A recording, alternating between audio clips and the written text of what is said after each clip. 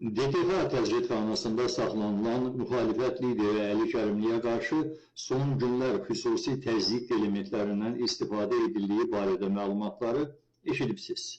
Bu, Əli Kərimlinin beynəlxalq mətbuatda çıxışlarından sonra xüsusilə intensivləşib, bu barədə də geniş izahatlar vermişik. Amma mənim bu situasiyanın detalları ilə bağlı bəzi mühüm xəbərləri almaq imkanım olub, daha doğrusu elə proseslərin cərəyan etdiyi yerdən sızdırılan mötəbər xəbərlər kimi qiymətləndirə bilərsiniz. Yaxşı adamlar hər yerdə var, istisnalar şəklində olsa da hər halda var. Əli Kərimli iri kalibrli siyasətçidir və bütün dünyada da belə qəbul edilir. Elə buna görə də dünyanın media nəhəngləri onun fikirlərinə müraciət edir, ondan müsahibələr alır, onun məqalələrini xahiş edirlər. Bunu İlham Əliyev daha yaxşı bilir, onun bu proseslərin gedişi ilə bağlı təsəvvürləri daha aydındır. Ona görə də Əli Kərimlinin ətrafında baş verən bütün prosesləri bilavasitə onun özü idarə edir, özü sanksiyalaşdırır. Hətta saxlanıldığı kameradakı psixoloji atmosferin gərginləşdirilməsinə qədər. Bizə məlumat sızdıran mənbə də məhz bu sonuncu bənd üzrə detalları vurğulayır.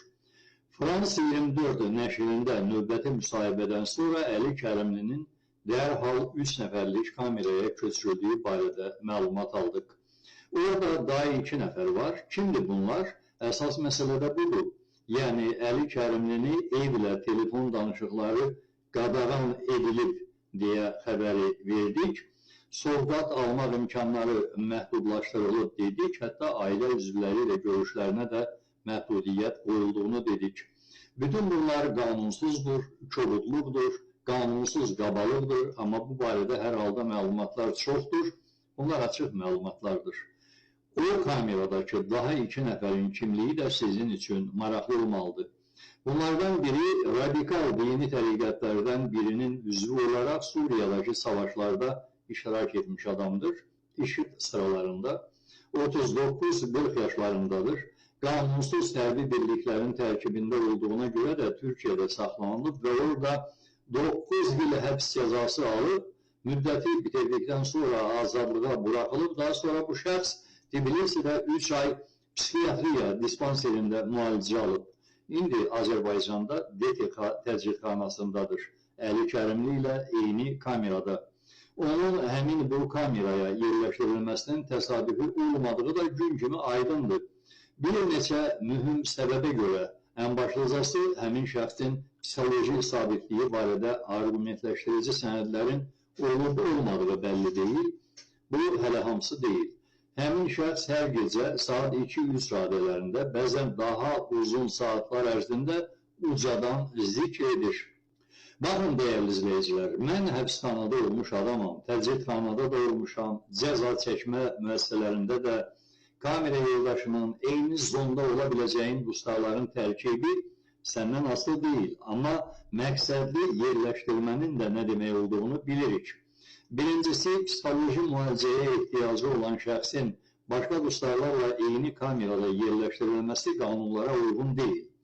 İkincisi, şəxs hətta psixoloji baxımdan sağlamdırsa da, onun gecə saatlarında zikr etməsi cəza çəkmə qaydalarına, qanunla müəyyən edilmiş qaydalara ziddir.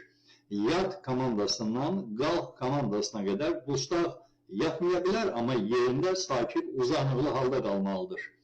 Mənim keyfim istəyir, gecə qalxıb uca səslə ibadət və ya zikr edirəm kimi bir qayda yoxdur.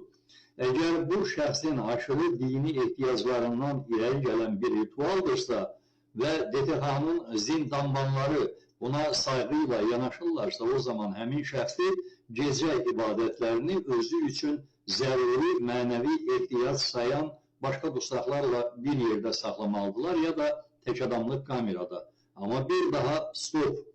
Əgər dustaq hətta tək adamlıq kamerada saxlanılırsa belə, yat və qalx komandaları arasındakı müddətdə adamın müəssisə qaydalarını pozmaq haqqı yoxdur. Deməli, bu nədir? Qəsdən təşkil edilmiş bir durumdur və daha orasını demirəm ki, bu əməliyyat məqsədi ilə təşkil edilmiş ibadət də ola bilər. Əli Kərimli ilə eyni kamerada saxlanılan ikinci şəxs isə 23-24 yaşlı bir gəncdir. Aşırı dərəcədə sakit, səssiz, səmirsiz birisidir. Çevrəsində baş verənlərə heykəl sükutu və laqeydlik dərəcəsi ilə fərqləndirə biləcəyiniz diqqəti ilə fərqlənən şəxsdir. Kimsənin haqqında öz ehtimallarımı gerçək kimi qələmə vermək niyyətim yoxdur, amma kamera yoldaşlarından birinin gecə saatlarını zikr intervalı kimi istifadə etməsi, o birisinin isə hətta gündüz saatlarını da sükut intervalı kimi qəbul etməsi sizə də şübhəli gəlir ya gəlmir.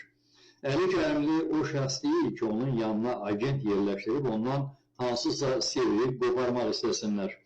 Əgər kamera daxilində əməliyyat prosesi təşkil edilirsə, bu onun sağlamlığı və həyatı ilə bağlı məşəlli bir planın ssenarisidir.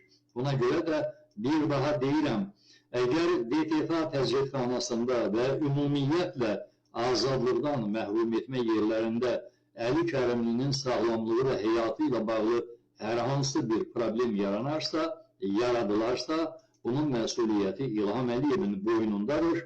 Bu şübhəsizdir, amma eyni zamanda DTK rəisi Əli Nağıyev də elə İlham Əliyev qədər məsuliyyət daşıyacaq.